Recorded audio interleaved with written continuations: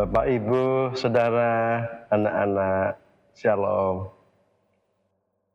Tanggal 11 Januari tahun 2025, Kikaji Gantung Mangu berusia 61 tahun. Dan kita akan bersama merayakan bersukacita atas karya Tuhan terhadap gereja kita dalam ibadah Minggu 12 Januari 2025.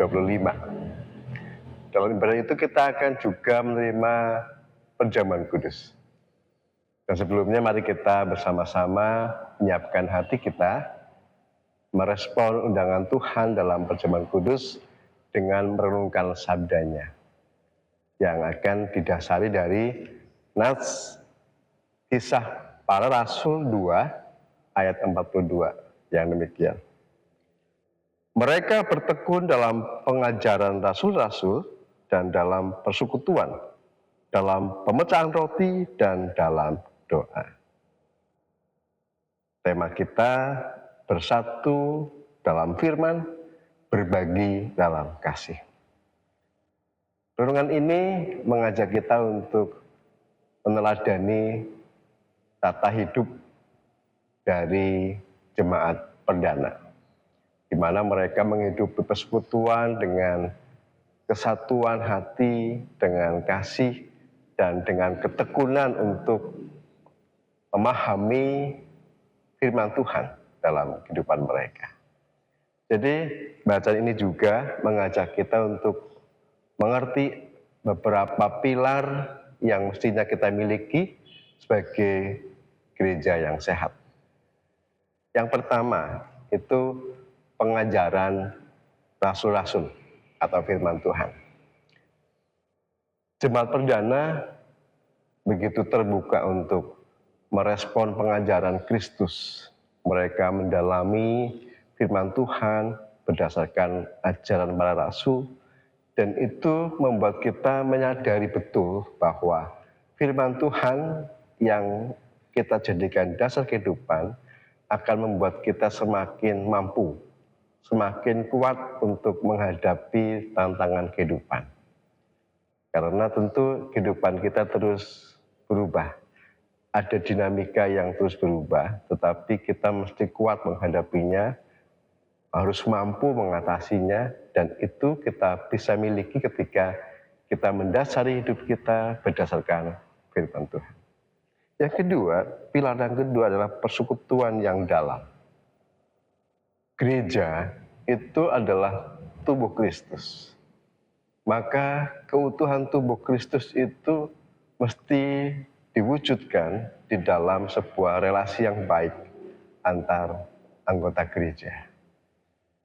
Persekutuan yang erat, persekutuan yang saling memperhatikan satu sama lain, saling mendukung, saling memberikan bantuan ketika dibutuhkan, itu sesuatu yang mestinya menjadi kemestian dalam kehidupan bergereja. Saling mendoakan, saling berbagi, itu bagian-bagian dari kehidupan persekutuan yang harus kita wujudkan. Yang ketiga, pemecahan roti atau perjamuan kudus.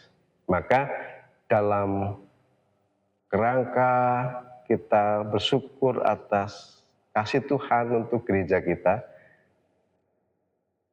kita terus menghayati karya Allah yang berlangsung juga dengan mengingat kembali bagaimana pengorbanan Tuhan Yesus untuk menebus dosa kita semua.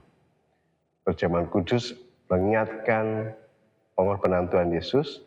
Perjamuan kudus menjadi sebuah hal yang terus mendasari kehidupan bergereja, sehingga gereja sadar betul bahwa ketika gereja menjadi komunitas yang dipanggil Tuhan untuk mendapatkan kekekalan, hak waris kerajaan surga, itu mengingat kebaikan Tuhan.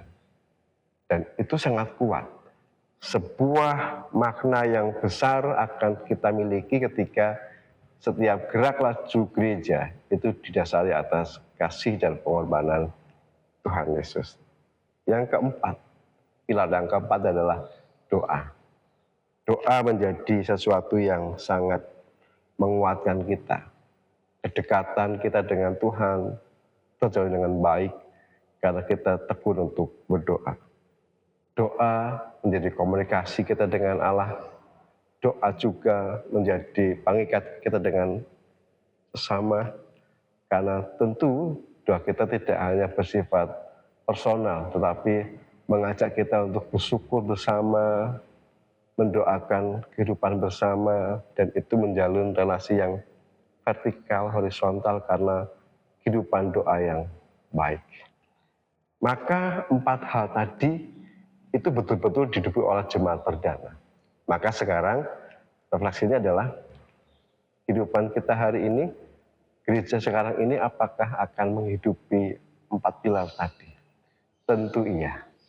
Dan kemungkinan besar kita sudah memproses untuk itu, tapi kita diingatkan kembali untuk mewujudkan lebih dengan komitmen yang lebih besar lagi. Refleksi pribadinya, bagaimana kita rindu akan firman Tuhan, seberapakah besar kerinduan itu, seberapa besarkah keinginan kita untuk menghidupi persekutuan dengan baik.